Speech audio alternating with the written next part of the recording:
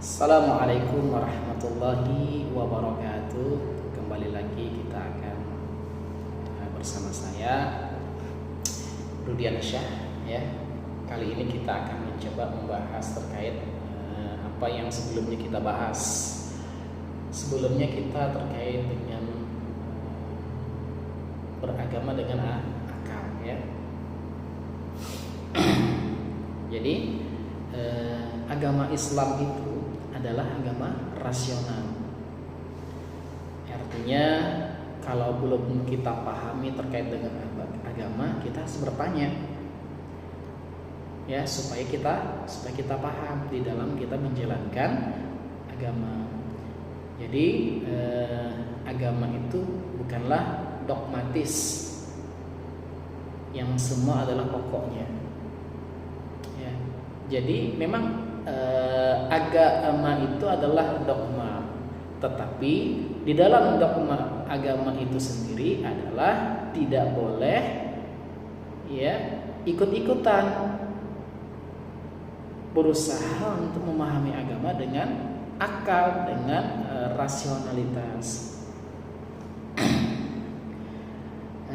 Bahkan untuk di dalam agama itu sendiri ya, dibuka seluas-luasnya kerangka berpikir bagi kita sebagai manusia untuk memahami Al-Quran itu sendiri. Di dalam surah An-Nahl ayat 125 Allah berfirman ya, ud'u sabili rabbika bil hikmah wal mau'izatil hasanah wajadilhum billati hiya ahsan inna rabbaka huwa a'lam biman dhalla an sabili wa huwa a'lamu bil muhtadin. Ud'u ila sabili rabbika bil hikmah. Serulah manusia kepada jalan Tuhanmu dengan hikmah. Nah, jadi ada ajakan kepada pemuka agama, kepada siapapun yang ingin belajar agama Islam itu sendiri, maka serulah dengan hikmah. Hikmah ini walaupun sebagian ahli tafsir mengatakan ada dengan sunnah ya, kalau saya sendiri lebih condong kepada pendapat yang mengatakan hikmah ini adalah berpikir mendalam, hikmah kritis ya.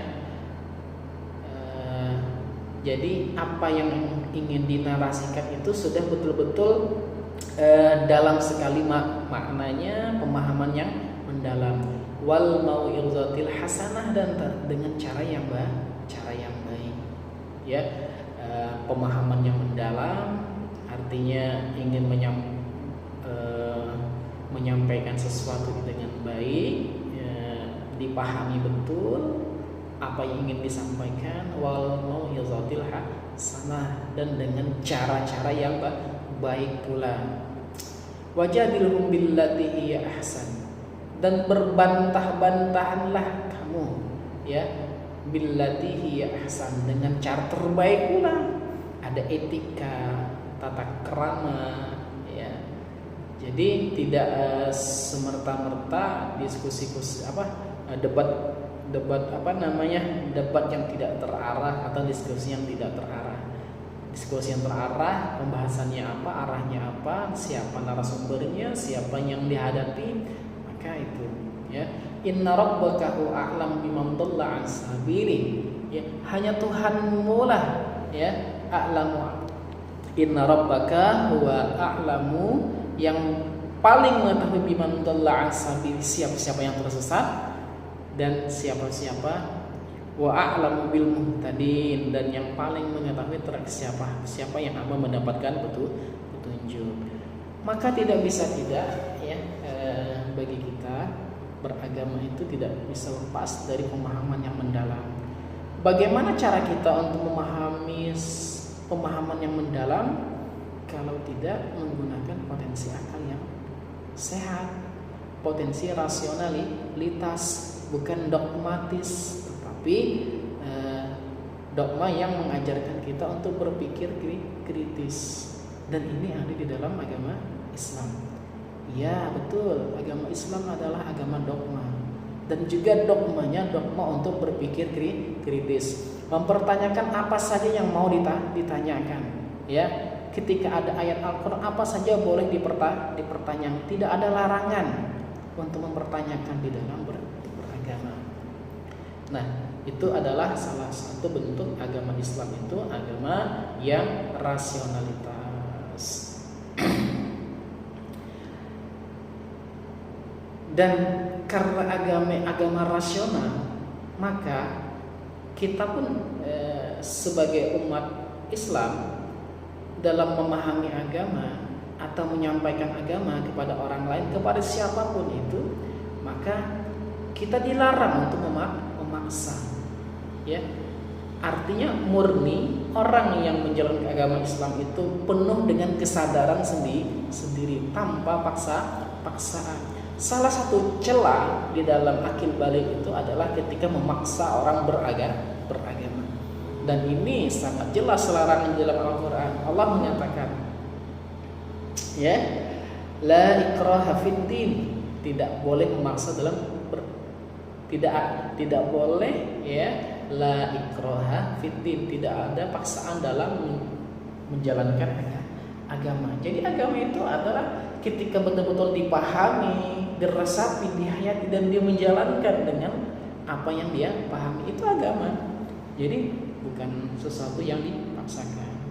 Bahkan kata Allah dalam surah Yunus ayat 99 mengatakan, walau syaa rabbaka la fil ardi kulluhum jami'a, walau syaa rabbaka la amana man fil ardi kulluhum jami'a. Jika Tuhanmu menghendaki, tentulah beriman semua orang yang ada di muka bumi. Afa anta takribun nasa hatta yakunu mu'minin. Tetapi apakah kamu hendak memaksa manusia agar mereka menjadi orang-orang beriman? Di sini ada Allah memerintahkan kepada menjelaskan kepada kita contoh simpel saja. Kita meyakini sebagai seorang muslim, ya, kita menjalankan sunnah Nabi kita, misal makan dengan tangan kanan itu lebih baik dari makan dengan tangan kiri. Itu syariat, ya, hanya ada di dalam agama Islam kemungkinan. Nah, ketika orang lain mengkritisi ini, misal, loh, kok kamu makan dengan kita? Ketika kita makan bareng bersama, kita melihat teman kita, mungkin apakah kita tidak tahu juga agamanya, tiba-tiba kita melarang, tidak boleh makan dengan tangan kiri tapi dengan tangan kanan. Maka ini adalah salah satu bentuk kita menyampaikan ini loh Islam yang benar begitu. Apakah boleh saja, tetapi di dalam penyampaiannya, pertama akan dia meyakini itu ada sebuah kebenaran. Dia beranggapan kanan kiri sama saja, tidak ada manfaatnya, sama saja, sama-sama kenyang, kata dia. Nah, jadi di sini larangan kita memaksa orang untuk mempercayai agama Islam. Dalam arti kata kita boleh menarasikan, tapi dalam memaksa tidak boleh. Nah,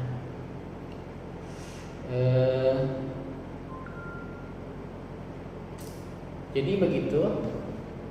Bagaimana cara kita untuk menjalankan agama? Pertama, agama Islam itulah agama rasionalitas yang kita sebagai muslim dituntut untuk menjalankan agama cara menggunakan potensi akal dengan sebaik-baiknya, dan juga bil hikmah. Ya, hikmah ini tidak bisa kita pahami kecuali dengan akal yang pemahaman yang mendalam. Selanjutnya juga beragama, kita tidak boleh memaksakan kehendak kita kepada orang lain. Jadi tidak ya, di dalam beragama potensi akal itu sebuah keniscayaan. Bahkan tidak hanya dalam beragama, kehidupan kita bermasyarakat juga tidak lepas daripada potensi akal. Misal saja ada orang yang sakit gangguan jiwa, maka dia tidak akan bebas hidup di masyarakat. Dia harus direhabilitas dulu, disembuhkan dulu, atau dia masuk ke rumah sakit jiwa dulu, dirawat. Kalau dia sadar, baru dia boleh untuk berinteraksi dengan kita secara sosial. Begitu juga dalam memahami agama. Akil balik itu mutlak syarat menjadi mukallaf seorang muslim. Jadi tidak bisa tidak, kita harus mukallaf.